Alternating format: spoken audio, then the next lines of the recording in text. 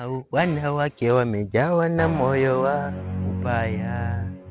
Oh, maana sina neno. Mambo? Unaulisia tu mtu, unasalimia mtu kwanza usema habari yako. Aya, si ndio hiyo mambo.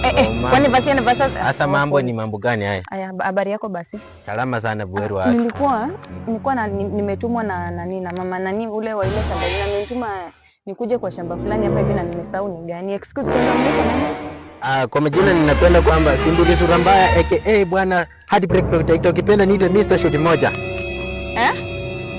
Hizo zote ni majina zako?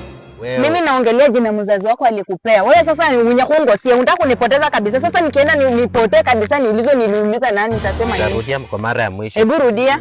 Simbili Sura Mbaya aka Heartbreak Protector, ukipenda niite Mr. Shoti moja. Shoti moja. Alafu kiasi tu usiseme timara wote naingilia maisha yako mambo mingi kwa nani? Mimi wanawake niko nao wengi. Uko na wanawake na shoti moja? Oh. Wanawake wamejaa hivi na shoti moja. Nyasema baba kanuma kwa si. Sasa shoti moja, kwani shoti ndio ifai kuwa na wanawake? Shoti moja hivi. Shoti moja. Alafu kwa shughuli gongea hivi ndio venye mtakuwa mnagonga mnaanza kusema pepe mnagonga nini? Kama unapongewa wewe uko na chomba. Wewe kwenda shoti moja na hata wewe unajua tu umenipea wrong direction. Hebu niambie naenda wapi? Nienda mali naenda hizo mambo zako za shoti moja acha kunisumbua. Nifanye nini? Ulikuwa unaenda wapi specifically? Nichue uko naenda wapi? Kwa baba nani?